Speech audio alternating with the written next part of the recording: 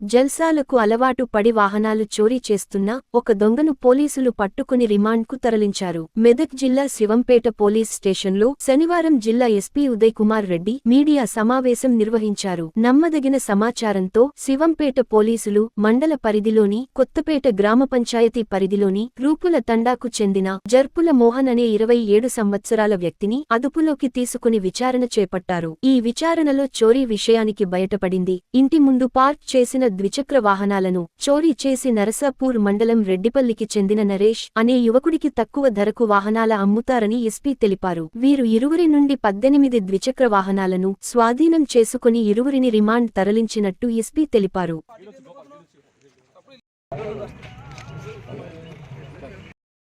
మెదక్ జిల్లా సిసిఎస్ పోలీసులు మరియు శివంపేట తూఫాన్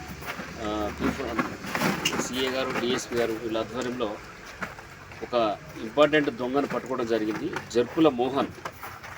ఈయనది ఇక్కడ ఈ శివంపేట మండలమే, కొత్తపేట గ్రామం.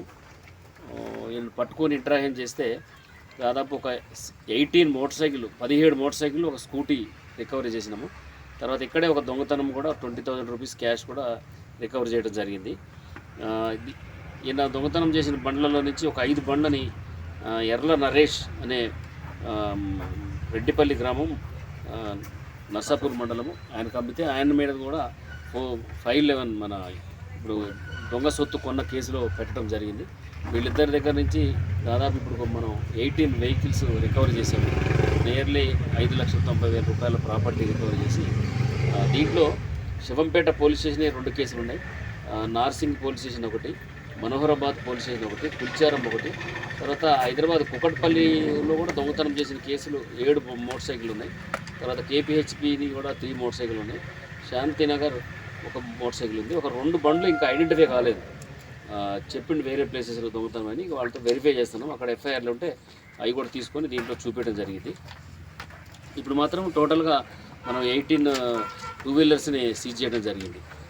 తర్వాత 20,000 రూపీస్ క్యాష్ ఇక్కడ దొంగతనం అయిన దాని మీద శివంపేటలో అయిన దాని మీద కూడా రికవర్ చేయడం జరిగింది. జర్పుల మోహను, ఎర్ల నరేష్ ఇద్దరు కూడా అరెస్ట్ చేసి కోర్టులో ప్రొడ్యూస్ చేస్తాం. సరే, ఈ దొంగతనం అది ఒక జర్కిస్తే వస్తుంది. అది వచ్చిన తర్వాత కీ లేకపోయినా కూడా వైర్లు కలుపుకుంటారు ఈజీ. అది చాలామంది తెలుసు. అది పెద్ద సేఫ్టీ మెజర్స్ లేవు వాటిలో. చాలామంది ఏంటంటే లాక్ కూడా వేయరు.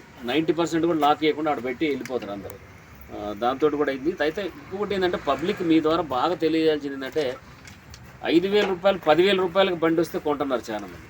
ఇక్కడ మనం చెక్ చేసినప్పుడు కూడా ఏంటంటే ఎవరి దగ్గర కాగితాలు ఉండవు, దొంగ బండి అని తెలుసు. దాంతో వీళ్ళకి ఎక్కువ ఇంకా దొంగతనం చేసుకొని వస్తే ఒక 10,000 వస్తున్నాయి. 10,000 తోటి అయిపోయింది. దాకా ఎంజాయ్ చేసి తినుడు తాగుడు మళ్ళీ పోయి మళ్ళీ మోటార్ సైకిల్ దొంగతుంది. ఈజీ అయిపోయింది. ఇది ఎక్కడంటే అక్కడ అవైలబుల్ ఉంటాయి మోటార్ సైకిళ్ళు. వాటికి సేఫ్టీ మెజర్స్ కూడా లేవు, లాక్ కూడా సరిగ్గా ఉండవు. దాంతో ఈ బ్యాడ్ హ్యాబిట్స్కి అలవాటు పడి ఇట్లా దొంగతనం చేయడానికి మెయిన్ కారణం అది.